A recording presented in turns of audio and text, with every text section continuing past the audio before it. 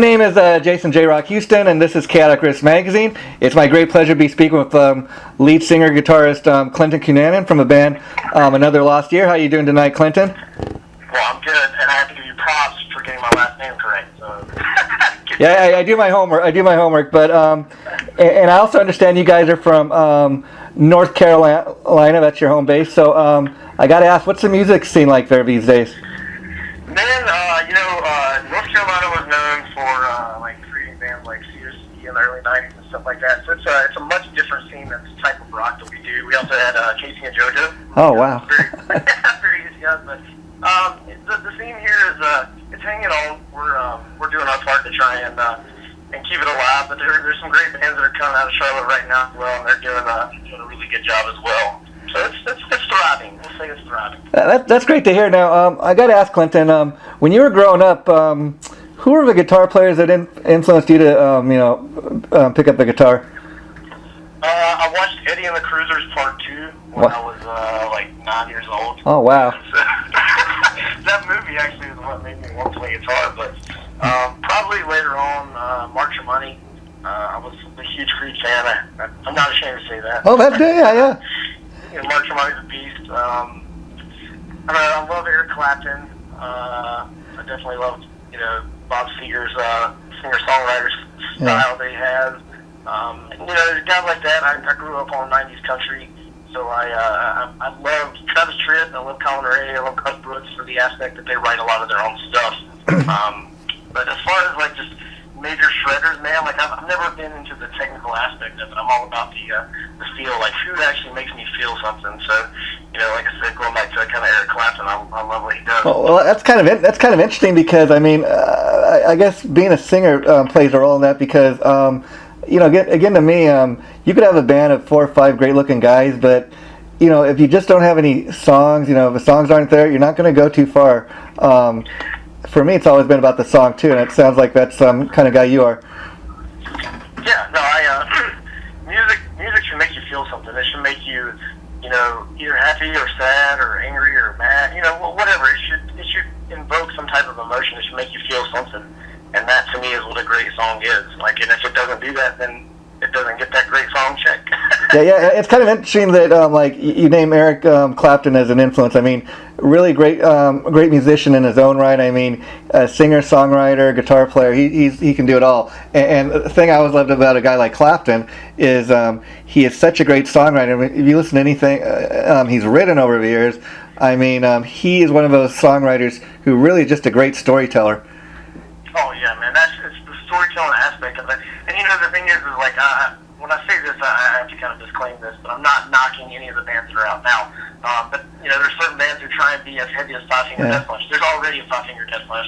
There's bands that try and be Avenged Sevenfold. There's already an Avenged Sevenfold. Yeah. A lot of people kind of get lost in trying to be something that they're not, instead of really expressing what it is that made us want to be musicians in the first place. And that was somewhere along the way you had that feeling, it made you feel something, and you wanted to convey that to other people. I'm sure there are exceptions to the rules. Some people. Oh yeah.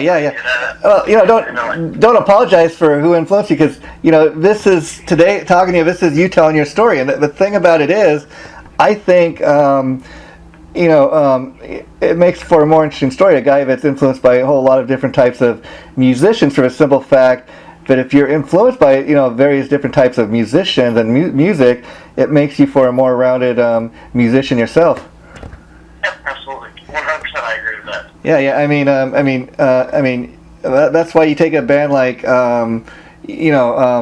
Kiss. I mean, they can knock your socks off with something like Detroit Rock City, and then at the same time they could do a song like Beth. Yeah. And so how long has your band been together? Another Lost Year. We just hit the 5-year mark in April. We've been touring for about 4.5 years. We just pretty much went out and started touring out the gate. The new album, Alien Architect, that comes out June 10th. Oh wow! We're kind of working on that thing for the last year, so it's. We average about 250 shows a year, but probably in the last 10 months we scaled way back. We were in the studio 4 to 5 days a week and just doing weekend blueger type stuff. We were based out of Illinois at the time. Wow. Actually recording an album in Geneseo. I never can say it right. It's right there in your Quad Cities in Davenport, right on the Illinois and Iowa border. Okay. And recorded it in cornfields. Just had a good time, man. Just over 5 years old, and this will be, for all intents and purposes, this is the third full length in our actually fifth studio release. Now, okay, I was going to ask you about now. I want to talk a little bit about the new record deal with EMP, which is obviously EMP label group owned by David Ellison of Megadeth. Now, the interesting thing about that, I was curious. Obviously, this new album coming out June 10th, you mentioned, will be the first for a label. But if the album sells well, I was curious. Is there any chance that EMP may release any of the older albums? Well, we started our own record label about 2 years ago called Mirage Mahal, and when we kind of got hooked up with Dave and EMP, they were like, we'll let you imprint your label, we'll help you distribute the album, and so far everything seems to be going really well. I know we've had some pretty stellar pre-sale numbers.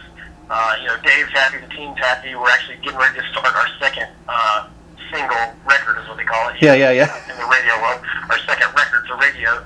And kind of see where it goes. But I was actually just thinking the same thing. It's so weird because the album's not out yet, but I'm already deep into recording the next album. We already have several songs are already done for the next album, and we were, just trying to figure out where our home is and what we want to do. Because at the end of the day, we just want to put music out. Like, it doesn't. Yeah. We love to make money off of it. Obviously, I mean, this is what we do for a living. But if I don't make a dime off of these songs are therapy for me, man. I'm literally going through like one of the hardest times of my life personally. Wow. Especially we're flourishing like crazy, but my personal life's in shambles, and it's true artistry for me, and it's a lot of people think that it is self-inflicted. I can tell you that much. Wow. But that's a great example of how people always really say that music is really is a universal language. It could be a therapy. I mean, for example, somebody could listen to one of your songs that's going through something personal right now, and they could get something totally different out of the song than what you wrote it about. But yet it touches that person because of what they're going through in life. Yeah. No, I think I saw this saying one time, and it was like a person playing a song in a stadium to 80,000 people and 80,000 different reasons why those people love that song. Man. Yeah. Now that must kind of trip you out. I mean, as a songwriter, I mean, like you know what you wrote the song about, but I imagine you've experienced people coming up to you and say, "Oh man, I just really love this song, and this is what I got out of it," and you kind of think to yourself, "Man, that's not even what the song's about." But man, to think somebody could listen to the song and kind of get that out of it, that's so cool. It reflects whatever they're going through personally. Yeah, it's again going back to a good song, man. A good song is a good song, and I like to think that I write good songs, and a good song should be able to be inserted into any life facet that you're going through, whether it be good, bad, ugly, sad. You just got fired, you just got a new job, you just met your future significant other. Got out of a relationship. It should be. That's exactly what it should be. It should carry over from each situation. It should be something that is just for that situation, and it's all dictated on your mood. That's what a good song should be. Yeah, and then the fact that your music touches people like that tells you too that you're writing meaningful songs. Not just stuff with simple lyrics about I made love in the backseat of my car, or whatever. I mean, they actually have meaning to what you're writing about. Yeah. No, it's I have a lot of fun too in writing the songs, because I like to create situations that are not innuendos, but innuendo, for lack of a better word. Yeah, I hear you. Yeah. It's all about lyrics and stuff. Like I said, I love guys too that when they write, just are great storytellers. And I got to be honest with you, Clinton. Until your publicist got in touch with me and hooked up, we set up the interview today. I really had never heard of a band. Now I got to tell you, of course, like I was explaining at the top of the interview, I do my homework, so I immediately went to the band's website. I listened to some of the tunes. I checked out the video you had up there, and I was impressed. Now the thing about it is, I'm kind of surprised to hear you guys are a band that are you're 5 years into your career, and that's why I was asking. Any chance we'll for people who haven't got those previous albums, we'll be able to get our hands on them? Because see, you're at a point where you already kind of got your built-in fan base, but then for the album that's coming out June 10th, people are just discovering you for the first time too. Yeah, it's we have about 20,000 fans on Facebook right now, and we basically basically shook every single one of those hands for wow. the last 5 years. It's we're very organic. We're an organic band. You know, we have EMP behind us, and Dave Ellison from Megadeth is like one of the biggest names out there in the music industry. But on the other hand, you know, we're carving a name for ourselves because we're out doing what we do, and it's I don't know, man. The new people that come along board, you know, we're doing what we do for the fans that have been there from day one. Yeah. As we evolve as musicians and songwriters, like it's a growth. It's really cool because like some of us, Black Sun Cherry is a prime example. Like I've watched them evolve over the years throughout their songwriting and the albums that have come out. And I'm just like, if this is the kind of trajectory that we're on, then I'm totally fine with it because, you know, if you were to take their third album and put it up with their first album, you can tell that the production's bigger. You can tell that the songwriting is much bigger, and that's, you know, if you're not evolving, then what are you doing? Oh yeah, I mean, the point I'm making here is simply that like I like the latest stuff that I see posted on your page, and based on that, I'll probably go out and you know, order of album when it comes out. But I would like to too, like, think that, okay, maybe if another Lost Year comes to, you know, the LA area, I'll go check the band out live, you know, and if I had the opportunity, maybe I'd like to get those other 3 previous albums so I could check out the older material, kind of get familiarize myself with that, and you know, and that's kind of, you know, my thought process here. But getting back to the label, I was curious, how did you get this current deal with EMP? Did they come to you? Did they sought you out? Did you send them like a demo? It's all about who you know, man. Actually, Dave and my agent were working together, and Nick is a great guy. He's a big voice for us out there, and he's always campaigning for us. And he sent Dave and Tom Hazard, the A&R guy for EMP. Tom is, of course, known for his work with Limp Bizkit and Cold and a bunch of those other bands. But he, you know, they checked it out and they liked it. And they offered us a proposition. And we found some middle ground on what we wanted to do, imprinting our label, you know, so that we could kind of set ourselves up for a future, not just an album, but we want careers out of this, you know. A band is only going to take you so far, so you have to be able to stand up and kind of get out there and do it, you know, use the platform to go do other things. But it's been great, man. I've had several phone conversations with Dave. I'll never forget one of the first conference calls I was on with him. He stopped everybody and he was like, I just want to tell you that your album's one of the best albums I've ever heard. And Nick immediately called me after the call, and he's like, dude, you can die now. Wow, yeah. That's amazing. yeah, and you know, what I love about the story so far is, I mean, even the CMP label is fairly new. They just kind of really launched this year in 2016, and he's already got a bunch of, you know, releases that have come out, and I love the fact that this label is really getting behind up-and-coming bands and not just sign a bunch of bands that are already established. And the other cool thing too is about this label is that you got an actual guy who's a, you know, professional, experienced musician himself, and so he kind of can, you know, give these bands that he signs kind of, you know, advice and stuff. Say, you know, I've been there, I've done this. This is a way to do it. This is the way we're going to do it. And as opposed to a guy who's just in a suit, knows nothing about playing the guitar or anything, you know. Yeah, no, it's nice to have him, and then have a name like Megadeth behind it is, you know, whatever. Yeah. One of the big 4 dudes. It can get much bigger than that. No. And so, what are your plans once June 10th comes and the album is released? Do you guys have any, you know, touring set up right at this point, or does it kind of depend on how the album sells? No, man, June 10th we'll be in Battle Creek with Shaman's Harvest doing our CD release, and then we travel June 11th to La Crosse, Wisconsin, which is the last couple times we've been there have been sold out, and they've been a great radio station there behind us. So we've gone to some of our bigger Midwest markets. This will actually be the first time where we haven't released an album from North Carolina, and we feel like we kind of owe it to our fans in the Midwest. They're the ones that have kept us going. Don't get them misconstrued about not taking care of Charlotte, because we're actually doing a pre-release for Charlotte as well. But you know, we just wanted to go out and really give back to our fans as much as we could. You know, bring one of those shows to them that, you know, a lot of people wouldn't get to travel to North Carolina and see. And there's something magical about a CD release show. Oh yeah.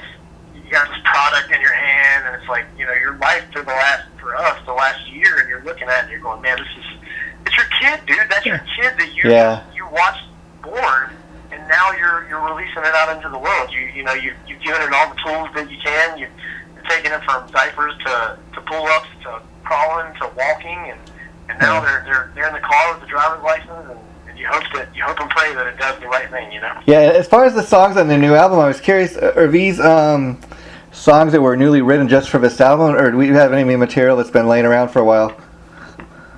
Actually, when we went into recording Alien Architects, we only had like 3 songs that were kind of structured, and then honestly, we were writing and recording 2 songs a day, completely from the ground up for weeks at a time, and we went and recorded about 25 songs, and picked the top 11 for Alien Architect that fit together, not necessarily. I think they're all great songs, but we put the ones that kind of went together theme-wise. Yeah. You know. And so paint a picture. So how many songs are we getting on the new CD? There's 12 tracks on there, one's an intro track. You get 11 new ones, but when you pre-order the album, you also get our second EP. It's called The Revolution Part 2, The Long Way Home. 6 brand new songs as well, and you get that for free when you pre-order the new album. Oh wow, I love that. Kind of a little exclusive thing there for the fans, like you're saying. Yep. Now you're mentioning that you guys are now located in Charlotte, North Carolina. I was curious, how did you guys start? Move from Illinois, and now you're in Charlotte.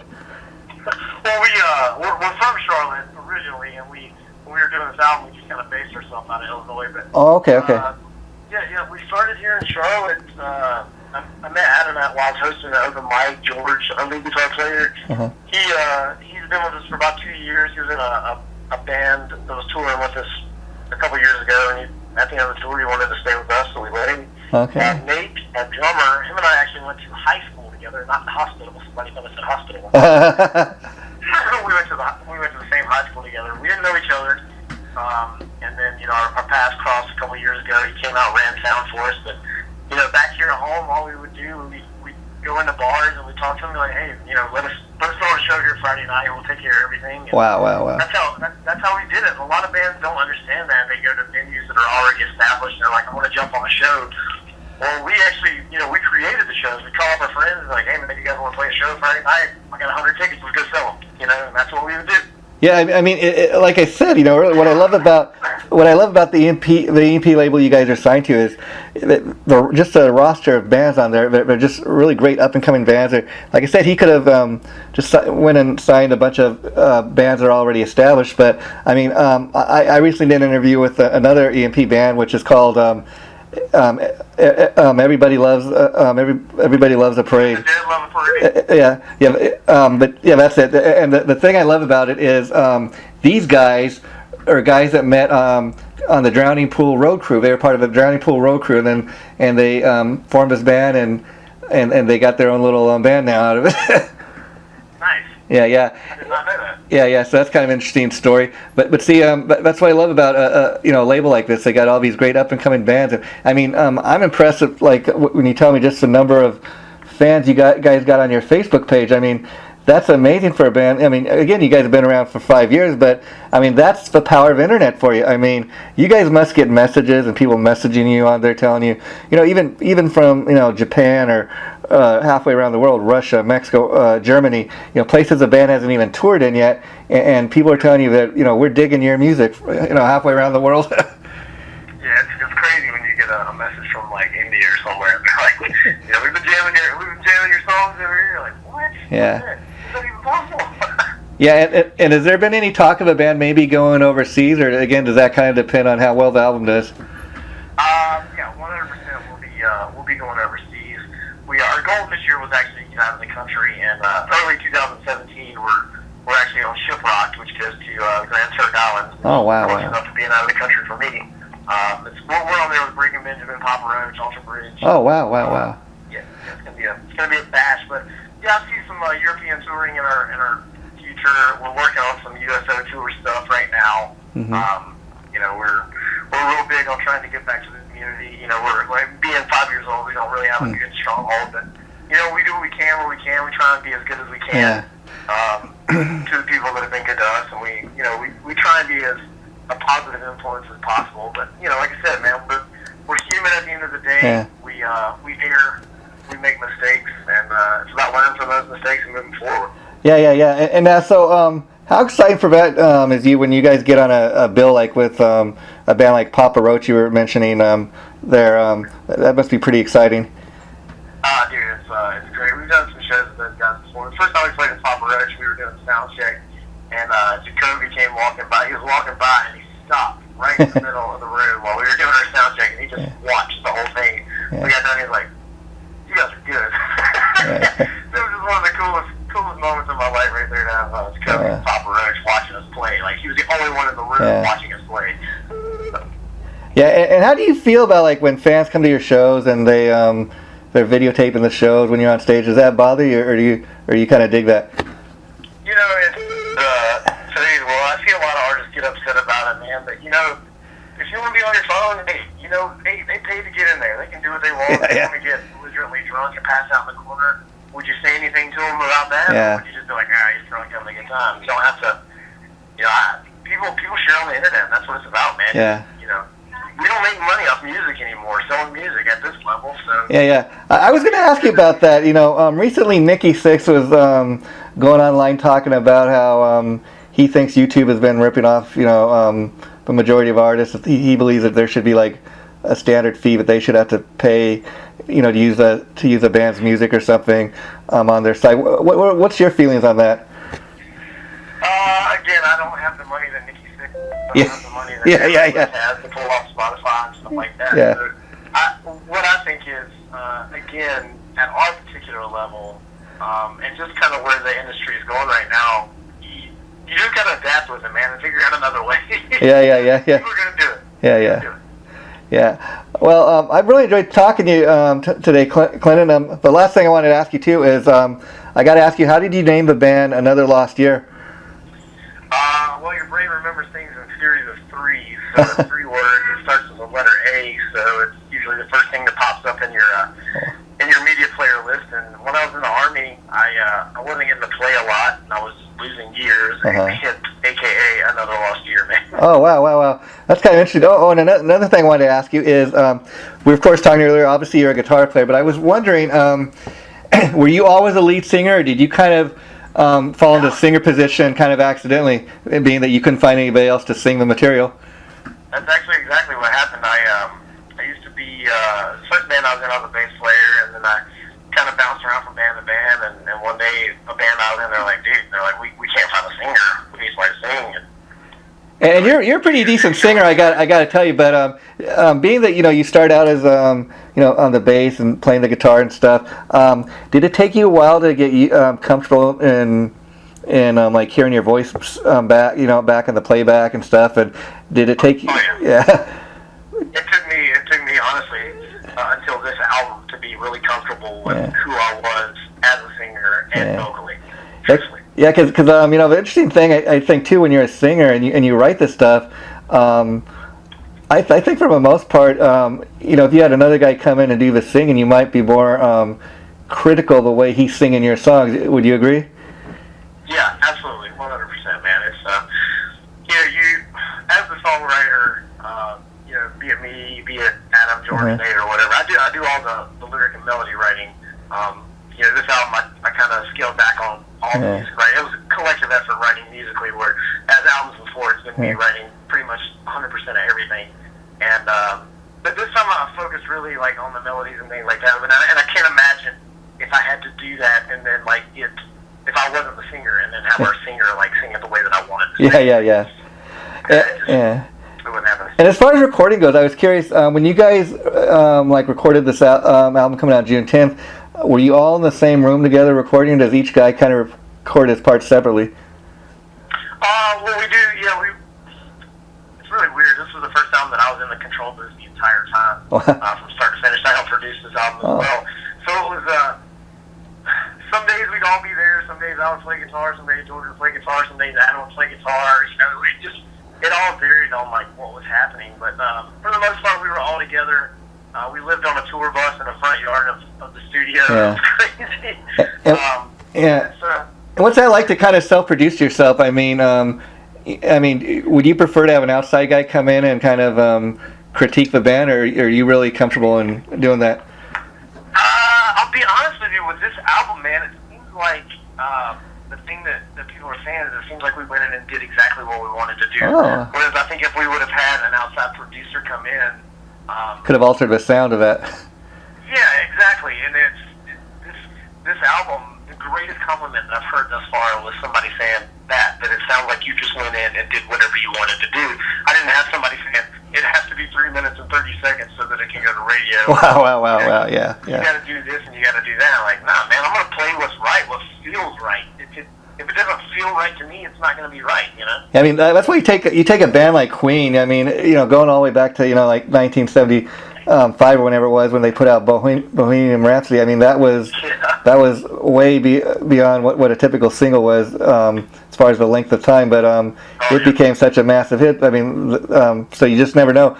Well, as I was saying, Clinton, I want to thank you so much for taking time to talk to me today. Really enjoyed it, and if you had as much fun as I did, I hope we can do this again down the line once that album comes out and I get a chance to hear the full album, and maybe I could interview you again and we could talk more specifically about the new album and the songs on there. I would love it, man. I had a great time. Okay, take care, my friend. Bye-bye.